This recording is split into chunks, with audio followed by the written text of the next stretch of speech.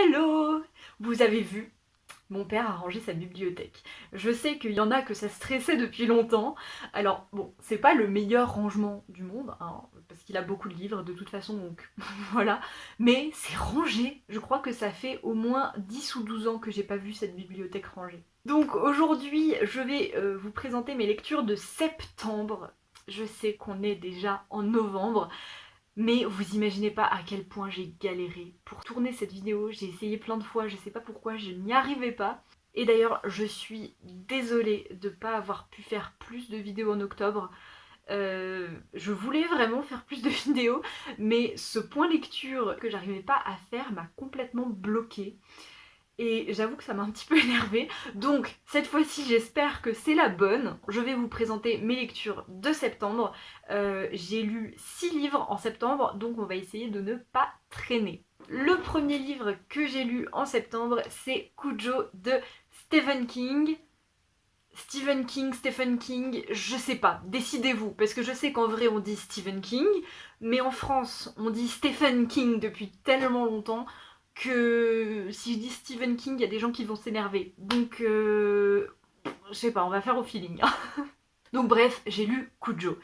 Toute l'histoire dans Cujo commence lorsque le petit Tad Trenton, qui a je crois 4 ans, affirme qu'il y a un monstre dans son placard. Tous les soirs, il est terrorisé. Ses parents lui assurent pourtant que les monstres n'existent pas, mais est-ce que c'est bien vrai au final ?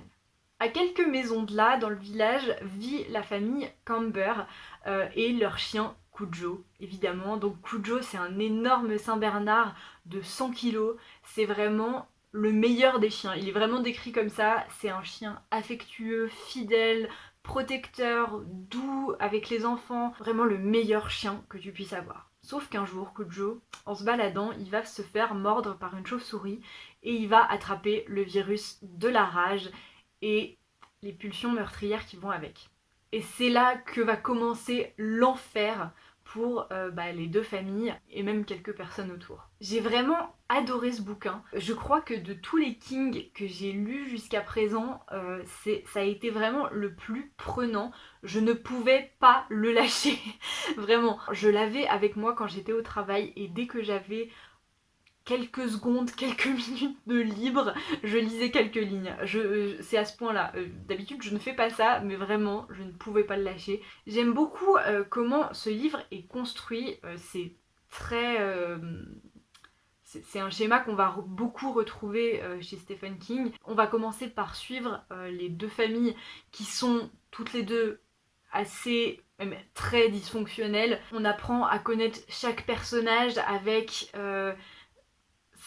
ses propres enjeux, ses propres problèmes et surtout ses propres angoisses. Et la tension va vraiment monter petit à petit jusqu'au point de rupture où vraiment il y a une situation de crise et ça devient insoutenable jusqu'à la fin du roman. Je saurais pas dire si j'ai vraiment eu peur, je pense pas vraiment avoir eu peur, mais ce livre m'a vraiment mise sous tension. Au début, quand on commence à découvrir l'histoire, à suivre les personnages et tout, on se dit mais ça fait pas du tout peur vraiment à aucun moment quoi. Sauf qu'en réalité, ça s'insinue vraiment petit à petit. L'angoisse monte mais sans qu'on s'en rende compte tellement c'est bien fait quoi. Et avant qu'on s'en rende compte, l'angoisse est vraiment là quoi. Je saurais pas l'expliquer mieux. C'est vraiment, ça arrive sans que tu t'en rendes compte et en fait au début t'es là, ça fait pas peur du tout et après t'es là, ah, horrible. Donc voilà. D'ailleurs c'est un livre que je vous conseille vraiment de lire en été parce que un des éléments les plus importants de l'histoire c'est la chaleur étouffante. Ça se passe pendant un été où il fait une chaleur à crever et c'est vraiment ça qui va porter toute l'ambiance du livre. Donc je pense que ça doit être encore pire ou mieux, selon ce que vous voyez, de lire ça quand il fait vraiment chaud quoi. Un autre truc que j'ai beaucoup aimé aussi, c'est la façon dont King met en relation les peurs réelles et justifiées, genre il y a quelqu'un ou quelque chose qui est devant toi et qui s'apprête à te tuer, voilà, c'est normal d'avoir peur. Et la paranoïa, les cauchemars, les trucs beaucoup plus... les peurs beaucoup plus... comment on dit ? Bon, je trouve plus le mot que je cherche, mais je pense que vous comprendrez l'idée. Vraiment les deux thèmes qui sont là et qui petit à petit, au fur et à mesure du roman, vont finir par vraiment s'entremêler. Et c'est encore une fois quelque chose qui est très très bien fait. Vous aurez compris, j'ai adoré ce roman. C'est vraiment un des meilleurs Stephen King que j'ai lu. Je pense que c'est pas le meilleur, mais il est quand même dans le top. Et comme à chaque fois, bah, ça m'a donné envie de lire plus de Stephen King. C'est assez marrant d'ailleurs parce qu'en octobre, Nina Quill a lu Cujo et on a fait un vlog. Et en regardant son vlog, je me suis dit, mais on n'a pas du tout lu le même livre. C'est dingue. En fait, tout ce qu'elle disait, enfin, c'est pas que je le comprenais pas, mais j'avais l'impression de vraiment pas avoir lu la même chose. Alors, je pense que le fait qu'elle l'ait lu en VO et moi en VF, ça doit jouer. Et aussi le fait que c'est pas du tout son genre de lecture, alors que moi j'aime vraiment de plus en plus ça, c'est un genre que j'aime beaucoup et auquel je suis peut-être plus habituée. Mais je sais pas, il y a des trucs, je pense qu'on n'a pas du tout interprété pareil. Par exemple, là j'ai un exemple qui me vient tout de suite, c'est que elle parle d'un moment où il y a un mec qui hésite à battre sa femme et finalement, parce qu'il est trop gentil, il ne le fait pas. Et en fait, j'étais en mode, mais c'est pas du tout ça qu'ils disent, c'est pas du tout ça qui se passe. Effectivement, il y a un mec qui bat sa femme, et c'est d'ailleurs un des pires connards du livre, hein, parce que, comme dans la plupart des Stephen King, on a beaucoup de personnages gris qui sont ni gentils ni méchants, et qui sont vraiment qui ont leurs propres défauts mais auxquels on s'attache quand même. Mais lui, c'est un connard pur sang en fait. C'est à aucun moment on nous dit que c'est un gentil, à aucun moment le livre nous fait s'attacher à ce mec. Et effectivement, à ce moment-là, il bat pas sa femme, mais enfin, je sais pas. Je sais pas. C'est ce genre de truc où je me suis dit, c'est bizarre, on n'a pas lu le même livre. Mais bref, du coup, c'était assez rigolo à comparer. Avant de terminer avec ce roman, je tiens quand même à vous dire que, comme dans la plupart des Stephen King, et même comme dans la plupart des livres d'horreur de manière générale, je pense, il y a des trigger warnings, évidemment, il y a plein de sujets sensibles qui sont abordés. Là, on va avoir de la violence, évidemment, parce que ça va devenir vraiment très sanglant au bout d'un moment. On va avoir des intentions de viol, et évidemment l'alcool destructeur, qui est le sujet préféré de King, hein, visiblement, qui est pas ultra présent par rapport à d'autres de ses livres, mais qui est quand même là. Voilà, après j'en oublie certains, mais de manière générale, avant de lire ce genre de livre, renseignez-vous sur les trigger warnings, s'il y a vraiment des sujets que vous voulez éviter, quoi. Enfin bref, après ça, je me suis tournée du côté de mon deuxième papa, Neil Gaiman, évidemment, et j'ai enfin lu American Gods. Je suis mais tellement contente de l'avoir enfin lu depuis le temps que je voulais lire ce livre. Je m'y suis mise et je n'ai pas regretté du tout. Dans cette histoire-là, du coup, on va suivre Ombre, qui est un prisonnier qui vient tout juste de purger sa peine au bout de 3 ans de prison. Lui, il a qu'une envie, c'est retrouver sa maison, retrouver sa femme, reprendre une petite vie tranquille et ne plus jamais tremper dans quoi que ce soit d'illégal. Vraiment, il veut juste une vie normale. Sauf que, à sa sortie de prison, le destin en a décidé autrement. Je vais pas vous en dire trop là-dessus parce que même si c'est au tout début du livre, je considère quand même que c'est du spoil. Donc je vous en dis pas plus. Mais en tout cas, quand en voulant rentrer chez lui, Ombre va se retrouver à l'aéroport, il va rencontrer un homme très mystérieux qui se fait appeler Voyageur. Ombre n'a jamais rencontré cet homme-là, mais Voyageur a l'air de tout savoir sur lui, ce qui est quand même assez perturbant. Et surtout, il va lui demander de travailler pour lui. Bon, il lui assure qu'il ne fera rien d'illégal, mais il reste quand même très flou sur ce fameux travail. Ombre, il en sait pas plus que ça, mais à ce moment-là, il n'a pas grand-chose d'autre à faire. Donc il va accepter, et c'est comme ça qu'il va se retrouver mêlé à des affaires qui le dépassent, mais de bien des façons. En fait, tout le principe d'American Gods, c'est que l'Amérique est une terre d'immigration, et où, au fil des millénaires, des peuples du monde entier sont venus et repartis ou pas, se sont installés, etc.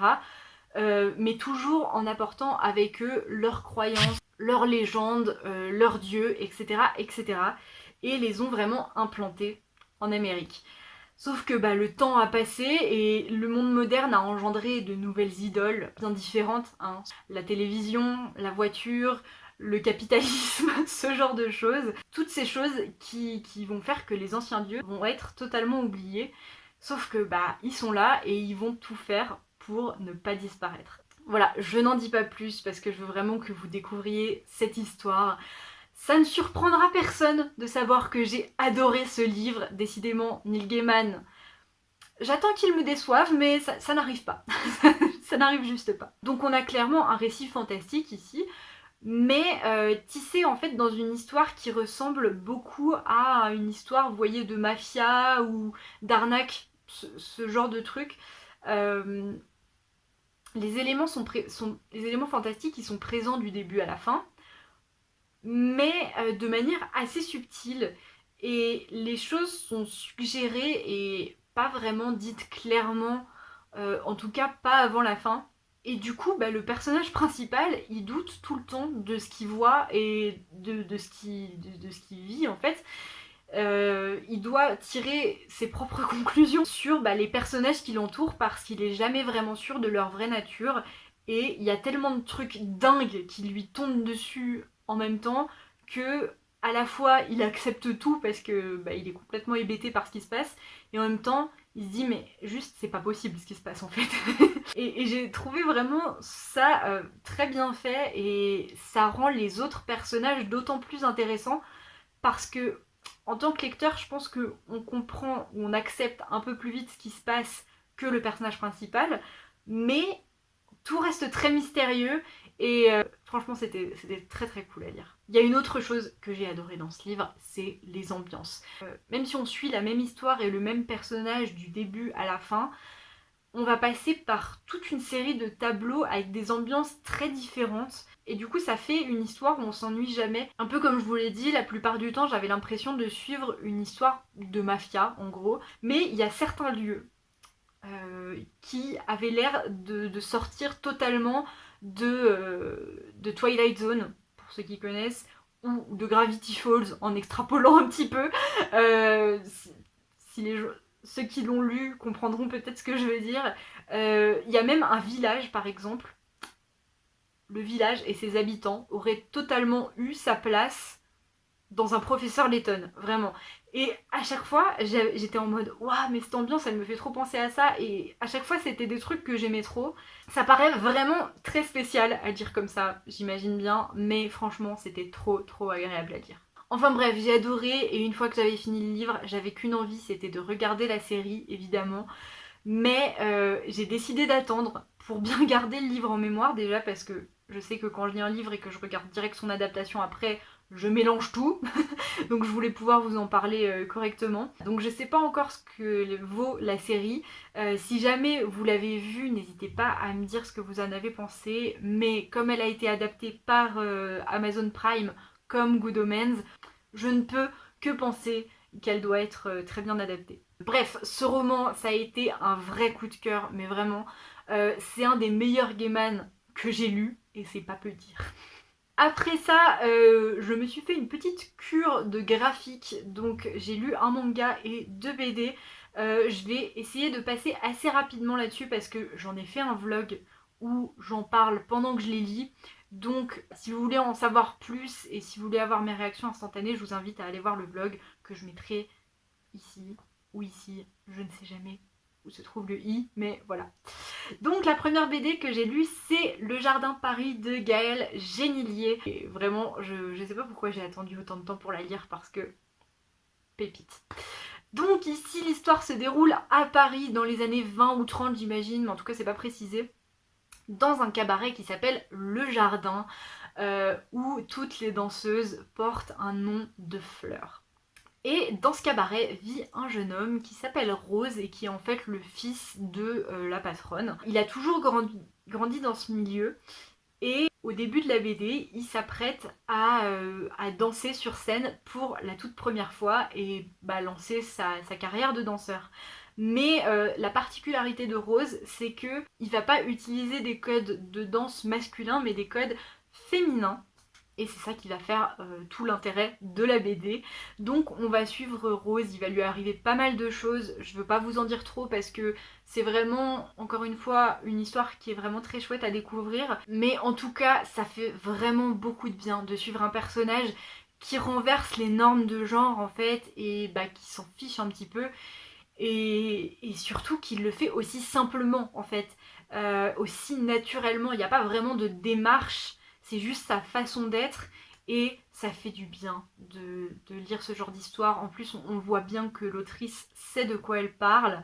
En plus, cette BD, elle est vraiment très bien équilibrée entre douceur et sujet sérieux. Vraiment, j'ai rien à redire. Je conseille cette BD à tout le monde. En plus, les dessins sont vraiment magnifiques. Et vous le savez, je suis difficile en BD, mais là vraiment, les ambiances et les émotions sont super bien retranscrites graphiquement. Il y a de très bonnes idées. Bref, vous avez compris, j'en dis pas plus. Cette BD, c'est une pépite et je la conseille à tout le monde.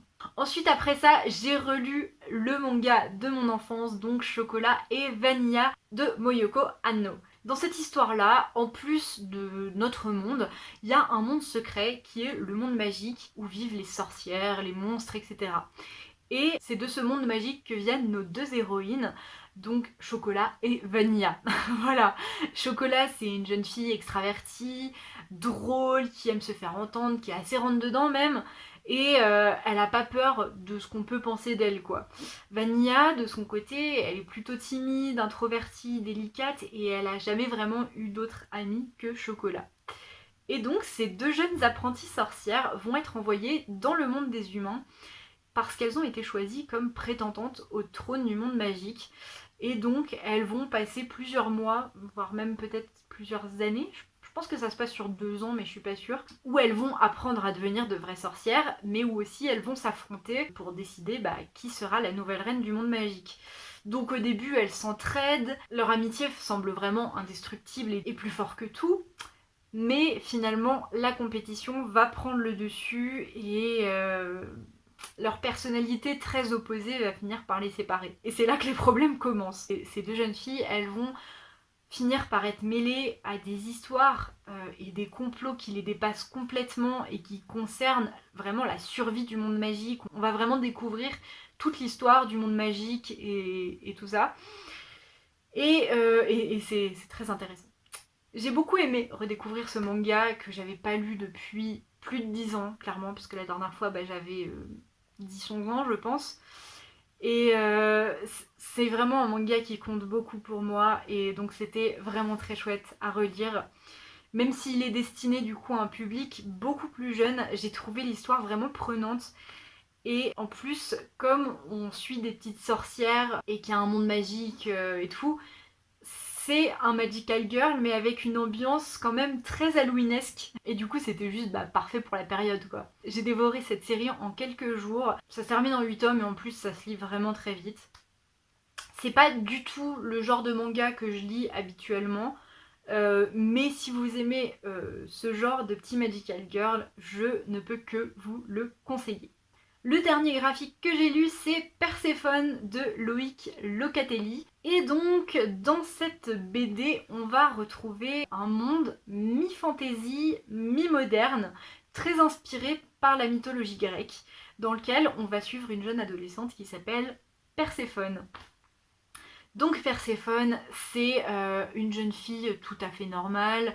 Elle va à l'école, elle traîne avec ses copines et surtout, elle est passionnée de botanique. Mais Perséphone, c'est aussi la fille de Déméter, une célèbre magicienne qui est une héroïne en fait pour la communauté. Seulement, comme dans ce monde, le don de la magie est héréditaire, tout le monde s'attend à ce que Perséphone ait des pouvoirs et qu'elle fasse vraiment de grandes choses, qu'elle marche dans les traces de sa mère, etc.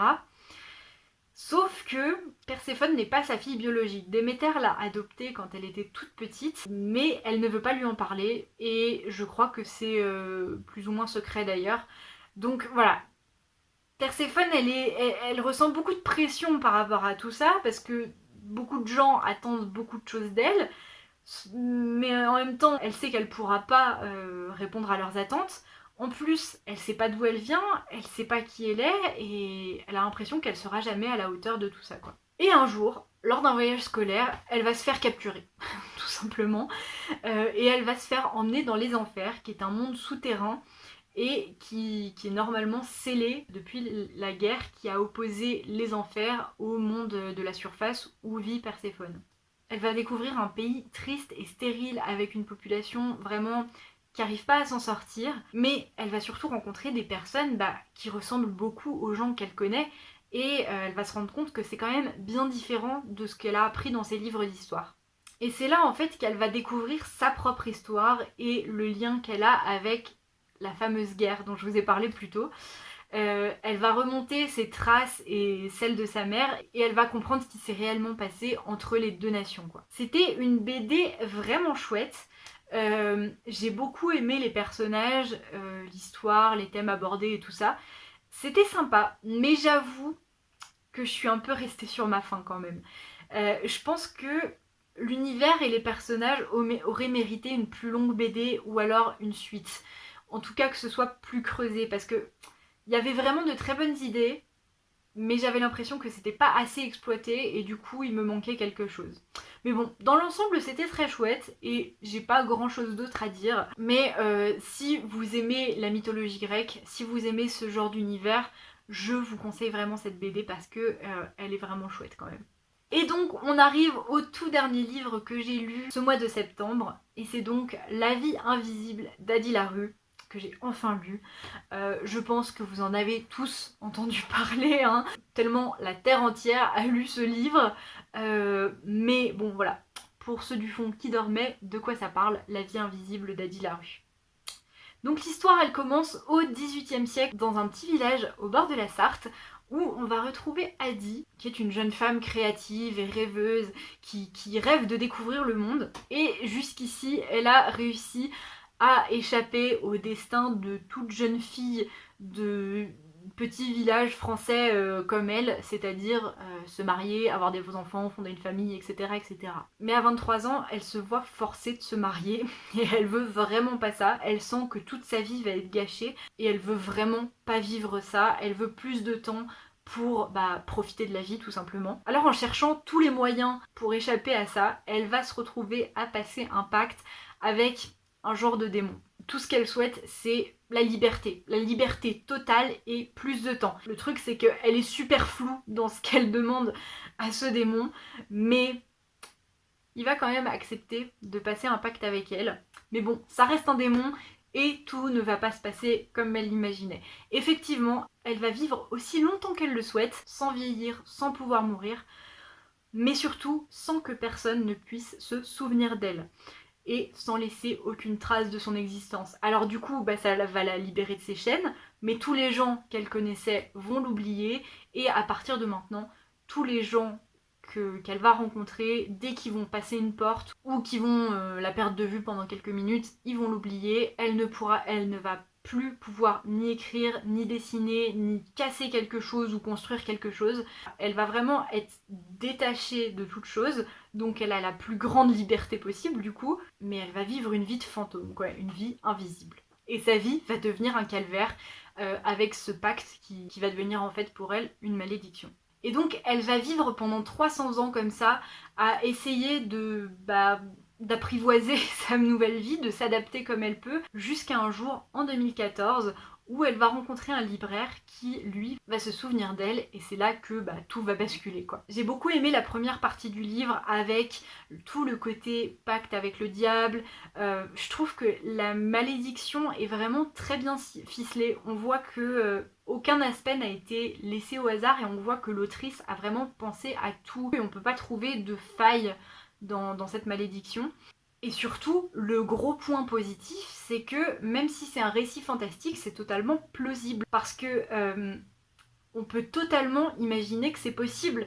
Étant donné que personne n'est en mesure de se rappeler d'Adi, on ne peut pas prouver que ce n'est pas possible, et on ne peut pas prouver que c'est possible. Donc c'est possible. Vous voyez ce que je veux dire? Et du coup, ça rend tout ça très réel. C'est vraiment un point que j'ai beaucoup aimé. Pour ceux qui l'ont lu, je parle pas du dernier chapitre, où là j'ai trouvé que c'était un peu trop, voilà.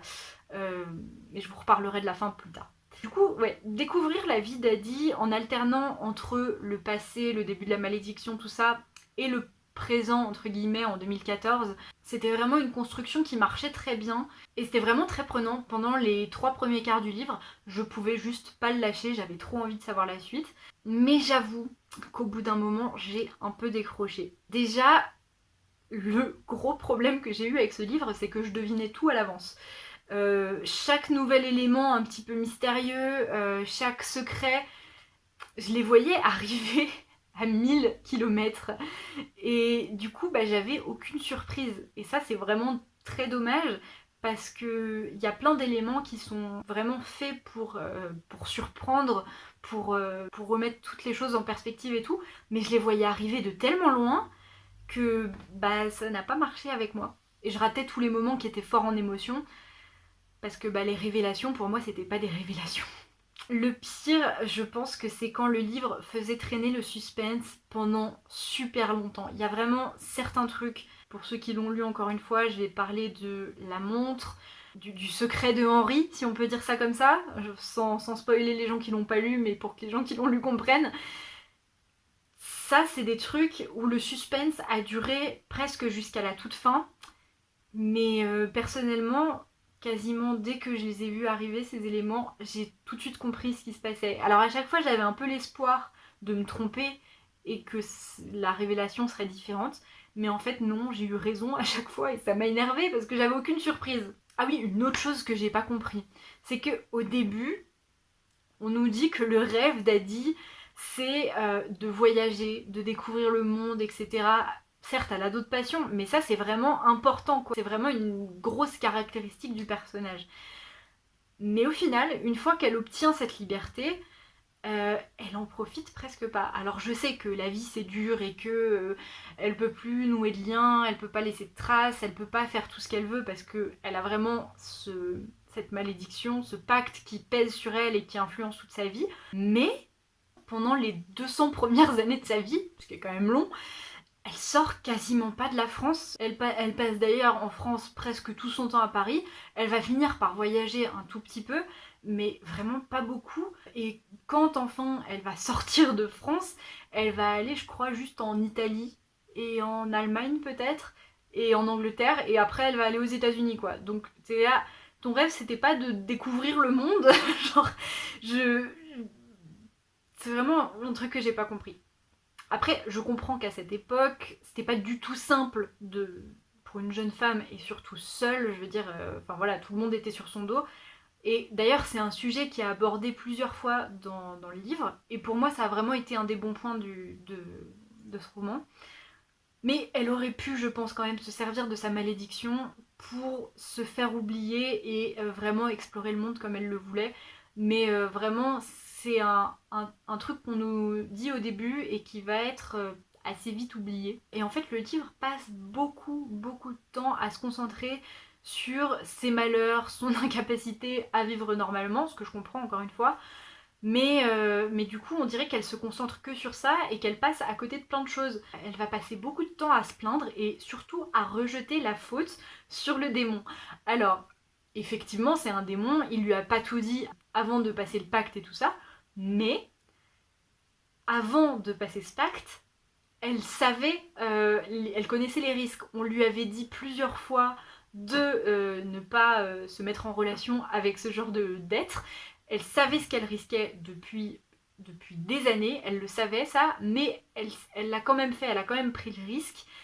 Et pendant tout le livre, elle refuse d'accepter sa part de responsabilité. Et c'est un des trucs qui fait que même si j'aimais bien le personnage d'Adi, c'est un des trucs qui m'énervait pas mal chez elle. Parce que, ok, c'est un démon, il t'a plus ou moins eu parce qu'il a joué sur les mots, mais toi, t'as pas du tout été clair dans ce que tu demandais et tu savais parfaitement les risques. Donc en fait, tout ce qu'elle va faire pendant 300 ans, c'est développer sa haine pour ce démon. Et au lieu de, je sais pas, de s'approprier vraiment sa malédiction et d'essayer de profiter de ce qui lui restait, quoi. J'ai trouvé que c'était vraiment dommage et c'est un truc qui m'a pas mal énervé au fil de ma lecture. Et puis un autre truc qui m'a pas mal ennuyé, c'est qu'on passe beaucoup, beaucoup de temps à parler de ses relations affectives. parce que je vais pas vous en dire trop là-dessus, mais j'ai beaucoup aimé comment le sujet était traité au début, voir comment Adi s'en sortait pour quand même se lier à des gens à sa façon. C'était vraiment très intéressant en fait. Sauf que je m'attendais vraiment pas à ce qu'on parle de ça tout le long du livre. Et encore une fois, je comprends qu'avec un sujet aussi vaste, parce qu'avec le concept de base, l'autrice aurait pu partir dans plein de directions différentes, et donc c'est normal qu'elle ait dû choisir un angle de narration. Mais personnellement, j'aurais préféré qu'on se concentre un petit peu sur autre chose, parce que même si c'était intéressant, parler de ses relations et de à peu près toujours les mêmes problèmes pendant tout le long du livre, ça m'a un petit peu, pas énervé mais ennuyé en fait, parce que ça devenait assez redondant quoi. Comme en plus elle a vécu 300 ans, a dit, j'aurais bien aimé voir le monde évoluer à travers ses yeux. Elle en parle mais vraiment pas beaucoup quoi, donc encore une fois, c'est dommage. Je vais m'arrêter là parce que j'ai l'impression de dire que des choses négatives, alors que dans l'ensemble j'ai vraiment bien aimé ce livre. Et franchement, je comprends pourquoi il est aussi populaire. L'idée de base, le pitch de base est vraiment très intéressant. Les personnages sont intéressants. Vraiment, c'est vraiment une bonne histoire. Et en plus, il aborde pas mal de sujets importants, comme le fait d'être une femme dans une société régie par des lois d'hommes, comme je vous en ai parlé tout à l'heure. La santé mentale aussi, on va aborder le suicide, donc attention, trigger warning quand même. Et c'est des choses qui, de manière générale, sont très bien faites en plus. Petite mention aussi pour de la représentation LGBT, parce que les deux personnages principaux sont bi et pansexuels. Même si c'est jamais vraiment dit avec ces mots-là, c'est quand même cool d'avoir un petit peu d'inclusivité. Donc un bon point pour le livre. Et enfin voilà, bref. En conclusion, c'était un très bon livre, vraiment prenant, intelligemment fait, mais peut-être un peu trop young adulte pour moi, parce que il y avait des choses trop obvious et je ratais les surprises comme je vous l'ai dit tout à l'heure. Un peu long, surtout sur la fin, mais vraiment bien dans l'ensemble. D'ailleurs, la fin, j'ai pas du tout aimé la conclusion. Je suis désolée, mais je trouve que, comme je vous l'ai dit déjà, la fin est un peu trop longue pour ce qu'elle est. Et ensuite, la conclusion m'a quand même vachement déçue, parce que c'est pas ça que j'attendais. Si vous l'avez lu, on en parlera en privé, mais je veux pas spoiler les autres ici. Mais bref, j'arrête de dire des trucs négatifs parce que c'était vraiment un bon livre en fait. Et si l'histoire, si le pitch vous a intrigué, c'est vraiment un livre que je vous conseille. Et si la grosseur du livre vous impressionne, parce que c'est quand même une bonne brique, ne vous en faites pas. Il a l'air long, mais en vrai, ça se lit vraiment très vite. C'est écrit gros, les chapitres sont courts, et puis c'est vraiment un page turner, donc on le lâche pas et ça se lit vraiment très vite. Donc voilà, j'ai enfin réussi à vous faire ce point lecture, je suis contente. Vous aurez vu que pour ce mois de septembre, j'ai vraiment fait de bonnes lectures dans l'ensemble, c'était un très bon mois de lecture. Vous allez voir qu'en octobre, ça n'a pas du tout été la même chose. Voilà, je m'arrête là parce que cette vidéo est déjà beaucoup trop longue, ça fait 50 minutes que je tourne. C'est terrible. Enfin bref, si vous avez lu ces livres, n'hésitez pas, comme d'habitude, à me dire ce que vous en avez pensé. Je serais ravie d'en discuter avec vous. Et en attendant une prochaine vidéo, je vous souhaite de très belles lectures. Bye!